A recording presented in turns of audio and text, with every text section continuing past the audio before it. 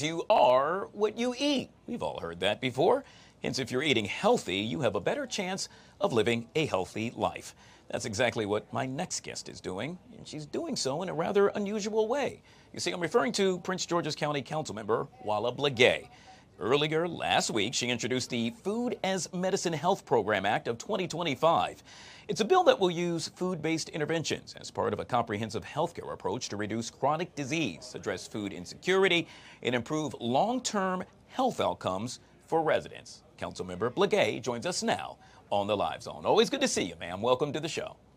Good to see you too. I'm so glad that you're covering this. You know, this was not on my radar, but one of our health equity activists, Arthur Somerville, brought to my attention that Food as Medicine actually is a program that was organized within Medicaid to incentivize those to eat healthy in Medicaid. So we're just trying to organize it in Prince George's County.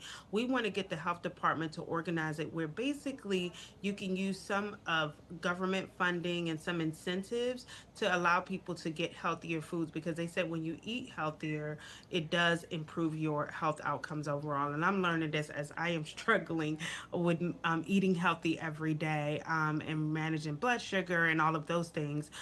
So what we're trying to do is create a connection. Now we had a meeting with the Food Equity Council last week, which was really great. And what they came up with is they had already actually did a food as medicine pilot where we provided the support for maybe a handful of residents. And what we found is that they were really great outcomes. So we're just trying to expand this, connect our farmers to the health department, to our residents in need, and create a process where they can start using incentives to get healthier options with our healthcare systems and even our local grocery stores. Yeah, this is a great idea. Councilmember, correct me if I'm wrong, but the health department would also administer grants, coordinate delivery of medically supportive meals, and issue produce prescriptions for individuals as well. Is that correct?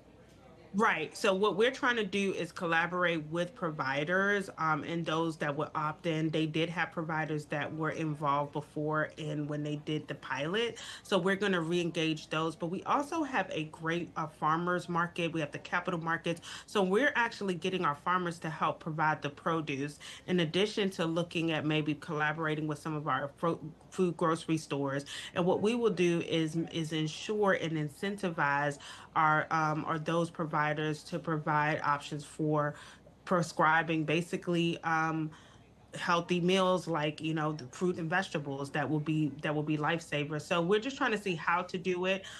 We are meeting with the Food Equity Council on July 22nd to even iron it out, and we will be having a hearing on this on September 4th before the Health and Human Service Committee. We invite all people. While we have a open we put together outline of how we're going to work with the health department to manage this entire program. We need all hands on deck. And what I do appreciate is all the people who've reached out to my office interested in helping.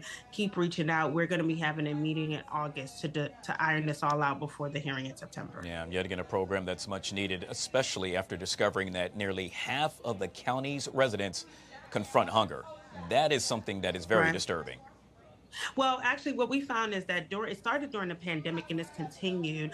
We paid for one of the biggest cuts that we've experienced from this Trump administration has been food, giving out of food. A lot of federal government funding funded us distributing food. We were giving millions of out through the federal government and even some county money to organizations that were giving out food every week. And what we found is a lot of our residents are dependent on that for groceries. Many of our, especially our senior community, they have only about the money that they get for Social Security is so small that they literally have just 100 or something dollars left to do everything else. So to get food, which is so expensive right now, they really rely on our capital food bank or all of our food banks to get food. So this is a way that we can start reaching. This is a start of how we reach to our community and help them eat right by providing them with healthy meals.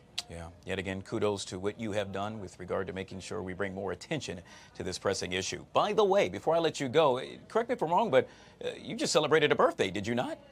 Well, I am turning 41 on July 21st, but I'm celebrating my birthday on the 27th at Wellspring Manor in my district, right in Kettering, actually in my community. So we ask people to come out. It's on Sunday, July 27th at 3 o'clock, and we're going to party. We're going to have a band, and we're going to have a good time.